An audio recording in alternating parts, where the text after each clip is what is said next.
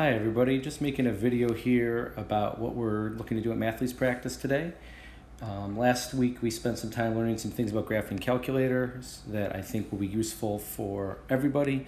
This week what I decided to do is pick one thing from our major February competition that I think would be interesting to all classes, freshmen, sophomores, juniors, and seniors, to learn about and try out. Obviously, for freshmen, trying to do some of the senior topics are a little too hard and a little bit above you, so I had to sort of pick and choose and decide my best. And seniors, looking back at the Algebra 1 stuff, I tried to make sure I picked some Algebra 1 stuff that would be things you might not know off the top of your head. So my Algebra 1 topic is unusual symbols. We're used to plus, minus, multiplying, and dividing, but what about a little star or sun symbol there?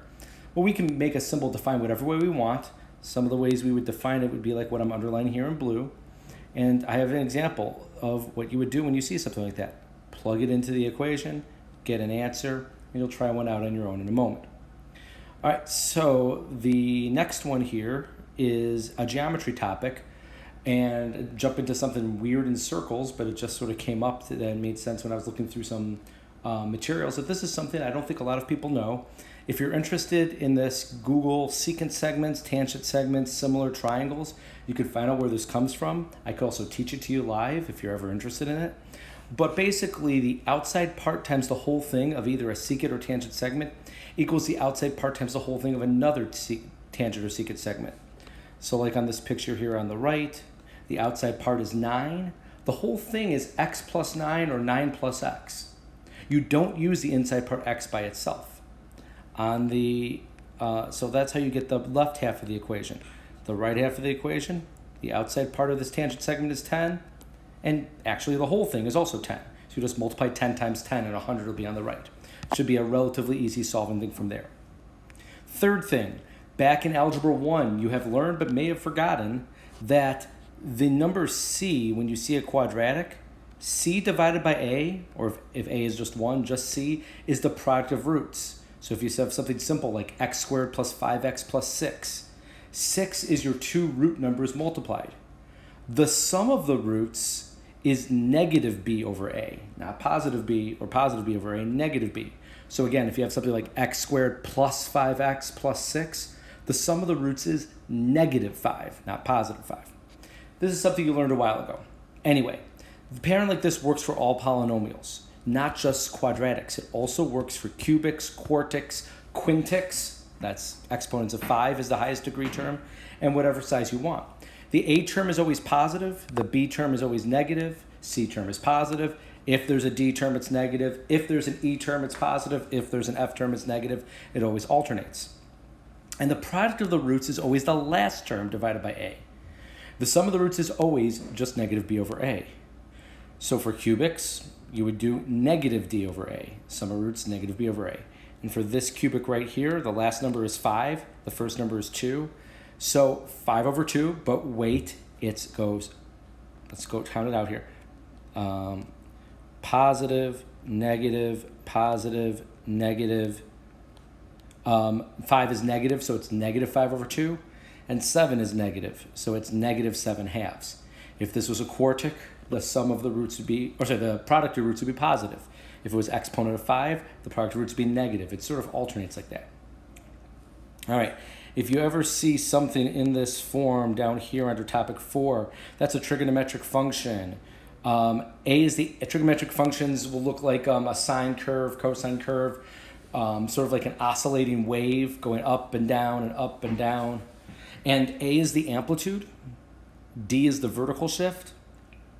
Periods of sine and cosine graphs are 2 pi, so you just take 2 pi divided by b. And then c divided by b is the phase shift, left or right, but it's opposite signs. So if you look here in my notes, I have it as a negative sign. Negative signs, you won't have to bother changing the signs. Positive signs, you would. And go from there. Y-intercept, you can just plug in 0 for x and go from there. So for this one here that I circled here in blue, the amplitude is clearly 5. The vertical shift is up 9 or plus 9. And the y-intercept would be 14. Now, it's not just because it's 5 plus 9. It's because if you plug in 0, 3 times 0 is 0, plus pi over 2 is pi over 2. Sine of pi over 2 is 1. 5 times 1 is 5, plus 9 is 14. So when you plug in 0, you get the y-intercept, but it doesn't have to just be adding those two numbers. It's whatever you get by plugging in 0. Lastly, something for the graphing calculator. Do you know how to do unusual roots? Everybody should know where the square root button is, second button in x squared. Do you know to go to the math menu to do cube roots, and there's something already there? But then do you know you could do fourth roots, fifth roots, sixth roots, seventh roots? You have to put that number, like if you're doing a seventh root, you have to put 7 on the main screen, and then you'd have to press the math button and the unusual x root parentheses choice. And if you do that, then you can take the 7th root of whatever number you type in next. Okay, so that's the information I wanted to go over today at practice. And then in terms of problems I wanted to do together, this would be a great time to pause the video, try these out on your own, and see if you can do them correctly. I'm going to pause for 5 to 10 seconds here and let you guys pause. And then you just restart the video whenever you want to hear the answers.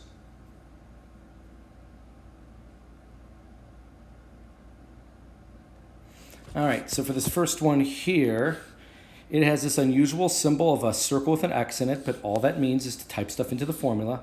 So when I see X, weird symbol 4, it means X squared plus 3 times X times 4 plus 4 squared minus 5. If you type in 1 and 1, you get 1 squared plus 3 times 1 times 1 plus 1 squared minus 5. Do this all, you get x squared plus 12x plus, give me a second here, 11 equals, and you type this all in and it comes out to be exactly 2, I believe. But it really doesn't matter at that point because it's looking for the sum of the solutions. And this goes to the Algebra 2 topic, topic 3. But the easy sum here is just negative b over a.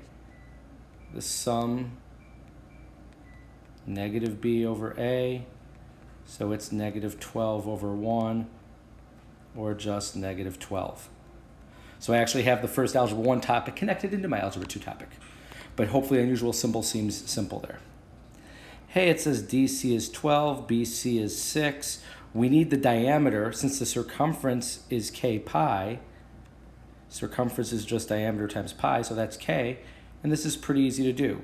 Outside part times whole thing equals outside part times whole thing. Solve that out. It comes out to be k is 18. Sorry, I'm not showing my Algebra 1 work. I assume you guys can solve equations. Hey, sum of products of roots. Remember, positive, negative, positive, negative, positive, negative. So the sum of the roots is always negative b over a. So it's negative 5/7. The product of roots is negative last term over a. So the opposite of negative 137, which is positive 137 over 7. And it says find the sum. And so the sum would be 132 over 7. Simple enough. And here in this next problem, amplitude is just that number there, 4. Y-intercept, plug in 0. The cosine of pi is negative 1. 3 plus 4 times negative 1 is negative 1. So 4 plus, let me switch that color here. 4 plus negative 1 is my final answer, gets me 3. Lastly, just type this into the calculator, but if you're trying to do the right buttons, you're first going to do them, before you do anything else, you're first going to type the number 5, then you're going to go to the math button and choose the x root button, x root, parentheses, and then press the math button again, third root, parentheses, root 20. If you have a newer operating system, you won't have to have any more parentheses. If you have a very old operating system, you'll have parentheses like I'm showing here in yellow. So again, if you have an older calculator, you'll have parentheses like yellow. If you have any newer calculator, you won't. And after you type that in, you get the right answer. I am sorry, I need to go to my calculator and see what it is again. 1.154. Simple enough. All right, so after you've seen these examples and we've talked about them and you've tried them out at practice, then there's some ones to try out on your own. I'm not sure how I'm going to post on the Google Classroom for answers here, but here are the problems that I had intended for you to do on your own. Question number 1, everybody try out another one with symbols. This one's a little bit easier. Number 2, everyone should try this one out to find out the missing distances inside the circle, like BA, which is the notes we did, and then finding out BO or OD. That's easy stuff with circles, I think everybody knows, and you can try it out. And then you need to find out and try to go from there. I think this is doable for everybody, and then area of a triangle, 1/2 base times height. This next one here, everyone should be able to find out K. This is a 2-part question from a February competition where 2 people are working on the same question at once. K is a question just like topic 3, but finding out W is a question from geometry and involves some stuff with right triangles, sine, cosine, Pythagorean theorem. If you haven't taken geometry yet, question number 3, you could find out K from our notes, but you'd have no chance of finding out W, so it might not be worth doing, your call. You could always try out K and ask me what the answer is and go from there. But everyone else who's gone through geometry and is currently in Algebra 2 or farther should try question 3. Question 4, listen, it's a weird topic that only people who have gone through higher end trigonometry into pre-calculus have done these problems before. But if you've paid attention to the notes, try it out. Let K be the amplitude, W be the phase shift, and so on and so forth. Add all the answers up and express your answer as an integer or improper fraction in lowest terms. Lastly, I know it's a little bit fuzzy, but can you find out the value of that expression? Can you type that whole weird long thing in the calculator and get the right answer? And the answer is hopefully you can. Good luck, everybody. Hope you have excellent practice and go from there.